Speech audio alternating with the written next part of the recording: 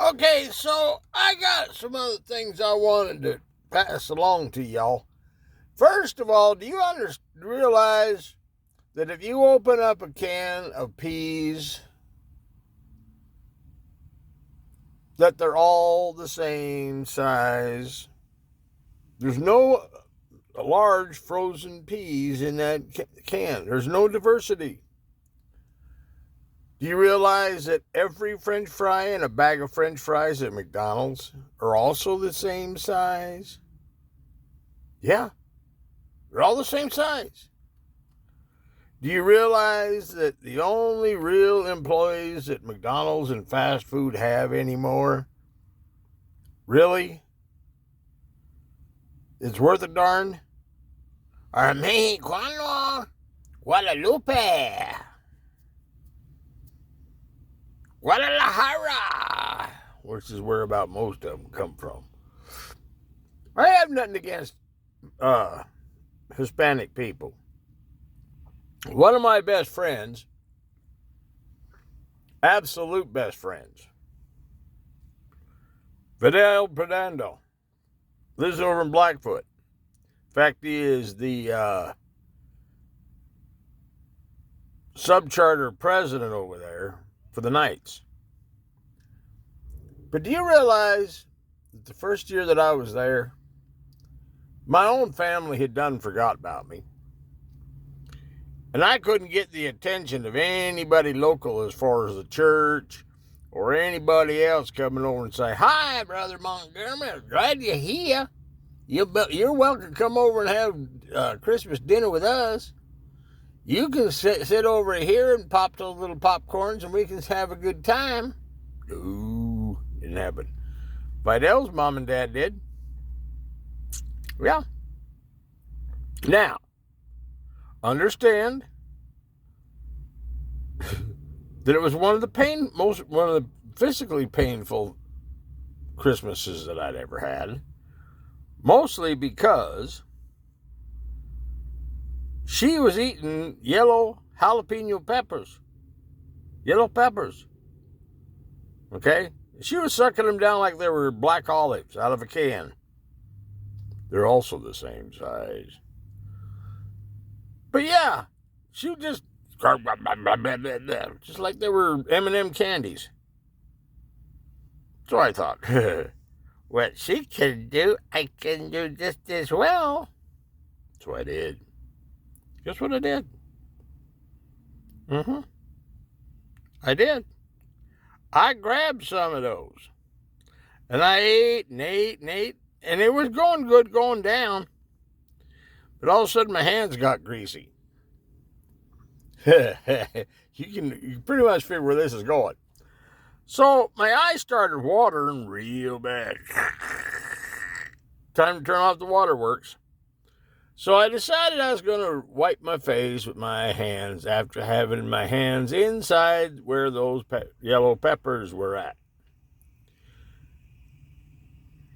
I was blind pretty much for at least a day and a half, almost two days that I could not see a damn thing. Don't get me wrong, I wasn't blind completely as far as that's concerned, but the burning of my eyes, I couldn't even so much as open them. Even when you've burnt your eyes welding without a welding mask, okay? Did that too once. Thought I was smarter than it was. No good. Don't do it. You think about it, but don't do it. Because it burns. So then not only did they do that, they got me some clothes, a few pairs of pants, this, that, and the other. Kind of like what Mary Ivy did for me. God, I loved her. The fact of the matter is, as bad as it was and everything, I still say, now she'll probably not agree with this, but I still say, had she not been married at the time, as far as I know, she probably still is, because that's one of those moron things that all the morons do. They get married and they say they're together for forever. Bullshit. I've seen more divorces within inside the LDS Church than just about any religion there is. But anyway, but she was hot. I mean, serious. She came up one day when I was going. I had got some of that Ozempic from Dr. House over here, and it wasn't too bad, except I couldn't move. I physically could not get my balance. I had to crawl across the floor to go to the can and all that happy shit. As long as I was sitting in my chair, I was okay. The minute I got up to go do anything, forget it. I'd fall down and go boom. But she came right up there one time, and I don't even know why she gave me the choice. But she held up her go-go boots, and then she held up, I think it was heels or tennis shoes. Can't remember which one it was. And she said, "Which one do you like?" Okay, I'll take either one. But she stood there, and damn, she was hot. I wished I would have had me some sort of a picture taker at the time. I think my little itty bitty phone has it, but I'm not sure. Find that out when I go down to Evanston to fetch the rest of my stuff. Anyway, that's next month before it gets really bad snow over there. I want to go down there with a U-Haul or go down there on the bus and then come back with a U-Haul with everything at one time and just forget about it. Then I'm going to see if I can't get me a big enough trailer to fit on the back of one of those U-Hauls and bring Lexi Bell home. But anyway, the long and short of it is, there I was. But oh, she was hot. And she made some of the best damn vittles you ever done flapped the lip over. I mean, she was hot. The food was good. All she would have had to done was said, "Can I move in?" And I would have said, "I'll make room. I'll even sleep I'll sleep on the couch if I have to." Having that on my arm. Hell, we went down here to the emergency room down here at St. Luke's one night. They all thought me and her was hitched. They didn't realize that she was my care nurse, but it worked. But, what was, it was. It was just strange. All kinds of weird shit. Anyway, but that's how these things work. And I really did. I enjoyed myself. Absolute. It wasn't an if, ands, buts, or maybe thing. It was just one of those things to where I enjoyed her company. And she was smart enough. She made sure that I took my medication at the right time. She made sure that I tested my glucose thing, even though it was a pain in the ass a lot of the times when she'd do it. But she did it. She cared. Okay? But she's one in about 500 million of the church members that I've ever seen that actually give a rat's ass. Okay? But, yeah. So, yeah, if she would have stuck around, hell yeah, she was worth her weight in gold. And then, of course, I met Beverly down here at the, what do you want to call it, the Oasis truck stop out across from the hospital over here. And her and I started this thing up called Coast to Coast FM. Kind of something like what George Norrie does when he fucked up Art Bell's original idea for a show called Coast to Coast AM. East of the Rockies, call 1-800, all that. And I was going, hey, all right. But the thing is, and the theme song from that come from a movie called Midnight Express, and someday I'll get that and play a bit for that when I get back on the air. Anyway, and the only thing that's holding that up right now is I need use of a computer. Not a friggin' damn phone. I need a computer that'll print off documents and scan a document. And then I can turn in the paperwork for it. We can get the keys to stuff. We can start moving stuff out of storage and getting it put back in. Next month, I can get all brand new consoles because I've located some new ones. that I can afford, even one that is absolutely brand new, by the way, and we can start getting this thing cooking back again to where like it was. Now that we've got the websites, AyreWolfFM.com, we've got HazardAirFM.com, we've got HazardAirRadio.com, and all of that. You know, everything's set. We got the web pages. We can start deciding that once we get somebody who knows more about it than I do, because that could be just about anybody. But anyway, the long and short of it is everything is in place. The problem that I ran into around this here port, I'm serious, the problem I ran into here was simply that there was a lot of people, especially the young ladies that were working for us at the time, that were extremely impatient. And I understand they had families and they had their paychecks just like I have my paycheck, and that's how you live. But on the opposite side of that, or in the same lane as that, more or less, they knew that the station ran on pretty much a base from DOD and a few other historical societies for Confederacy. But they also didn't understand that the rest of it runs on advertising, just like any other broadcast facility there is in the country. The better your program, the more stuff that's on there, the less you can alienate people, the more money you can make for people to buy time, add time on it, because if it's controversial and it's hot, people will buy time because that boosts their rate, their money inflow, or income flow. Guess what? None of those women, not one of them, even our Mary Ivy, could think, hey, $100,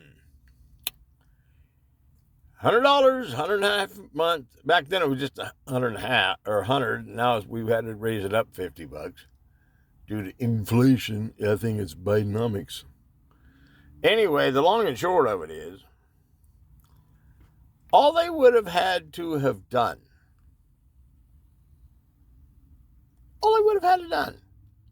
was went out and sold 50 or 20 ads, 20 businesses, ad time, $50 a month, flat rate, no increase. That would have been it. Could they do that? No. Nope, they didn't do it. That $150, that $50 that's on there would have went right into their pocket. That was their commission. Boom, boom, boom. That kicks it back to the same $100 bill that we've had ever since we started the network.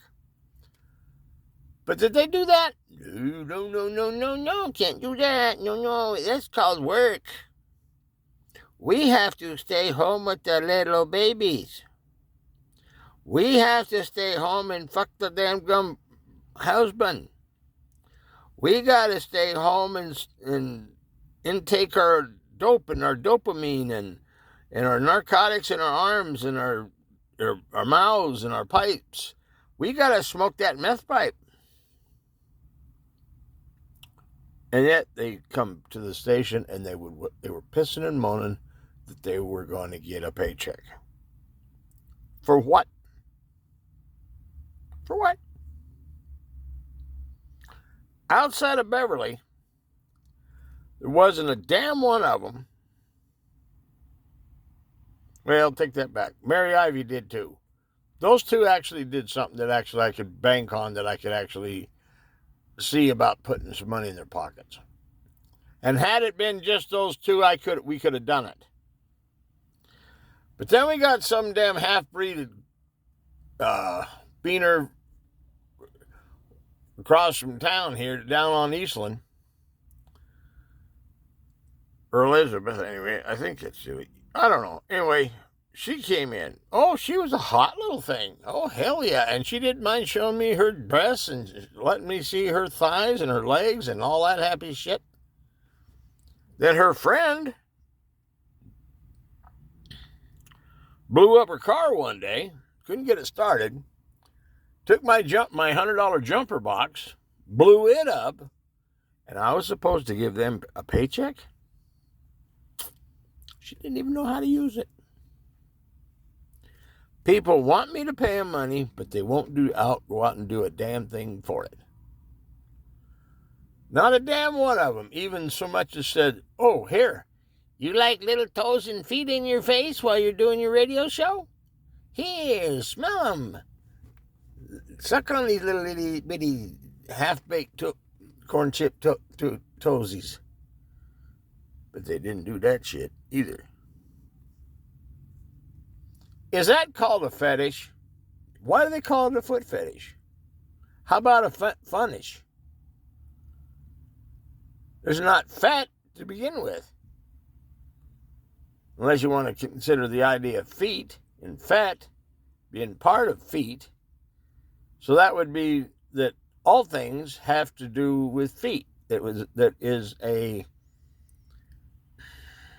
fetish or a favorite thing on the menu of human sexuality. But that's a different subject for a different time. Anyway, but what I'm saying is not one of them did anything. So they came all unlocked at me and they thought, blah, blah, blah. And then one of them had the balls to, or I guess that's what they call them. I think they're ovaries. Maybe that's not it. Anyway, called the club president. Johnny about had a conniption fit that somebody actually would bother him over something that we were doing. And then he jumped on my ass, and then all of a sudden, all the damn support from the mothership kind of went bye-bye. And then they wonder why the hell they weren't making any money. Well, you don't tell people shit like that, and then all of a sudden go, "Oh, that didn't work, man."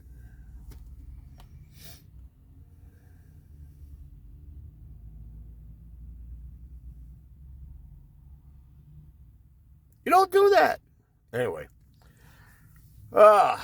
So been starting to get stuff put back together again, but don't blame me and the club for people's stupidity that drag their dicks in the water inside the blasted toilet bowl when they sit down and take a dump, and they expect us to all of a sudden pull a Chinese treasure out of there. It don't happen that way. The idea is, if you want to work for us, work. It's called WORK. Whiskey, Ocean, Robert, Kilo. Not woke. Not sit on your ass, do nothing. Not sit on your ass and complain how to get on your feet. It's kind of like what my mom told me when I was a little boy. You want to get on your feet? Get off your ass. All through all that pandemic bullshit, hazard air, every part of it, not one piece, not one of us sat still. Even if it meant me having to sit, record shows, and then run it out to a friend's another radio station here in town to rebroadcast it. I'm serious. Because, dear sweet, CenturyLink took their goddamn sweet time, and every time we'd get started doing something, they would have to walk in and start up all their damn construction, which means that we couldn't do a damn show. And yet, we spend $175,000, almost $200,000 on that piece of shit. Did we get credit for it? No. Did the guy who owns that building give us credit for it? No. So me, Mr. Chips,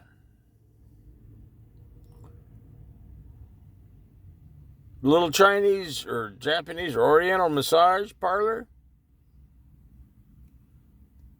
and I think title loans, all three of us got put out to pasture just like that. So all of a sudden, I'm trying to run the station, trying to run the show, trying to keep things online, and still I'm running all over the damn place around here, trying to find another place that we could occupy during the time that we was trying to get our own shit going, or our own building constructed.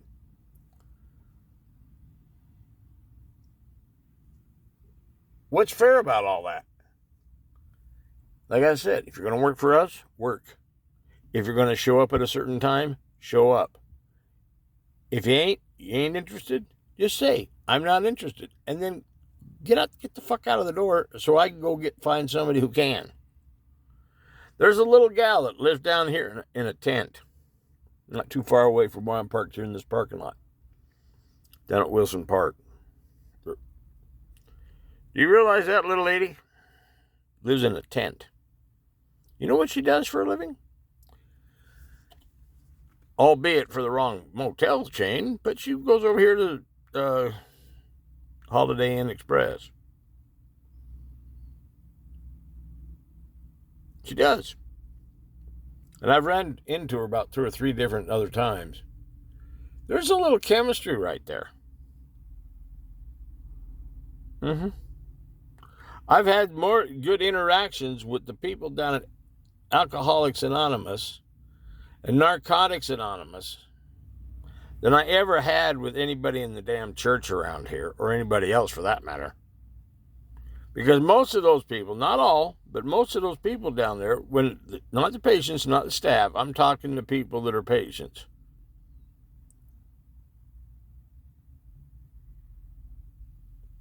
have been nothing but honest, truthful. And it's the one thing that I did take away from that, and I've kept it in my head. It's called the open prayer. It goes like this. God, give me wisdom and patience to change the things I can, courage to accept the things that I can't, and the knowledge to know the difference. That's what it goes for.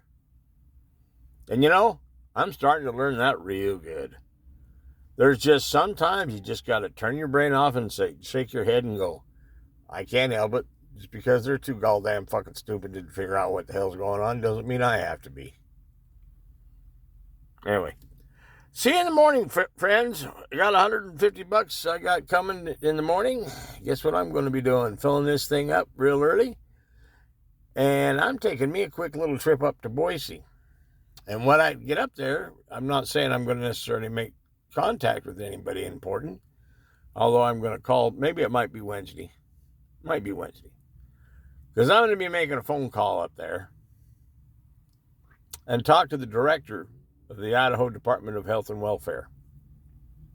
Because the bullshit is sitting here almost 5 months waiting for 2 different agencies to pull their head out of their ass long enough to give me my EBT card and my cash benefits, which I don't really give a rat's ass for.